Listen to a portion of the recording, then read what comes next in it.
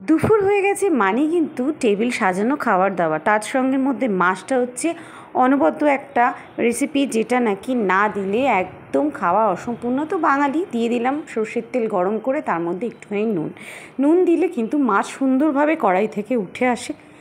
এই যেহেতু জ্যান্ত মাছ রান্না করব, সেই জন্য নুন দেওয়াটা খুবই দরকারি। এবারে একটুখানি চাপা দিয়ে কড়াইয়ের মধ্যে ছেড়ে দেবো পার্শে মাছগুলো ভালো করে হলুদ নুন মাখিয়ে রেখেছি। অবশ্যই একটু কাঁচা সর্ষের তেল মাখিয়ে ভালো করে ভেজে নেবো। অতিরিক্ত লাল করে ভাজার কোনো দরকার নেই, হালকা হালকা লাল হবে। তারপরে এক পিঠটা উল্টে নিয়ে মাছগুলো সব ভাজা হয়ে গেল।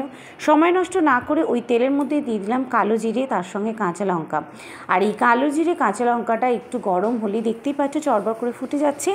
এইটার মধ্যেই কিন্তু দিয়ে দেবো বাটা সর্ষে, তার সঙ্গে অল্প একটুখানি নারকেল বাটা, তার সঙ্গে পোস্ত বাটা। হ্যাঁ, পরিমাণটা বলে দিই, এখানে সর্ষে নিয়েছি আমি 1 চামচ, পোস্ত নিয়েছি 1 চামচ, তার সঙ্গে নিয়েছি অল্প একটুখানি জিরে এখানে 1/2 চামচ, একসঙ্গে ভালো করে মিক্সিতে পেস্ট করে নিয়েছি। শিলনোড়ায় করলে তো আরও ভালো। দিয়ে দিয়েছি অল্প একটু হলুদ। ভালো করে এবারে মশলাটাকে কষাতে হবে। দেখতেই পাচ্ছ মশলাটাকে নাড়াচাড়া করতে হবে, যেহেতু সর্ষে লেগে যাওয়ার সম্ভাবনা থাকে, তো ভালো করে নাড়াচাড়া করে নেব। সর্ষে কিন্তু কাঁচাও অনেকে রান্না করে, জানি না, আমার কিন্তু কাঁচা একেবারেই ভালো লাগে না। আমি এইভাবেই সাধারণত সর্ষে রান্না করে থাকি, মানে যে কোনো সর্ষে মাছের রেসিপি। আর এবারে একটুখানি নাড়াচাড়া করে নিতে হবে যাতে তলায় ধরে না যায়। আর কাঁচা লঙ্কা ঝালটাই এতে সবথেকে বেশি যায়। এতে খুব একটা মশলা দেওয়ার প্রয়োজন হয় না। ভালো করে নাড়াচাড়া করব আর দিয়ে দেবো অল্প একটুখানি দই। এখানে আমি দিয়ে দিয়েছি 2 চামচের মতো দই, যেহেতু মাছের পরিমাণ কম, দইও কম দিলাম।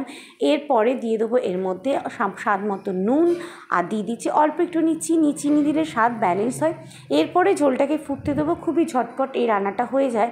আর ভাজা মাছগুলোকে ফুটন্ত ঝোলের মধ্যে দিয়ে দিলাম।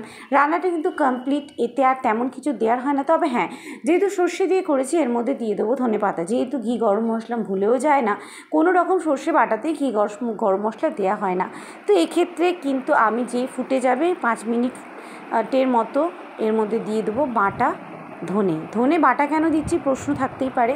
ধনের ফ্লেভারটা এই সময় গরমকালে ধনের ফ্লেভার খুব একটা ভালো আসে না, তো আমি একটুখানি বেটে দিয়ে হালকা করে বেটে নিয়েছি বা থেতো করে নিয়েছি, তারপরে দিচ্ছি। আর দেখো কি লোভনীয় হয়েছে না, অবশ্যই ট্রাই করে জানাবে। Bye, take care.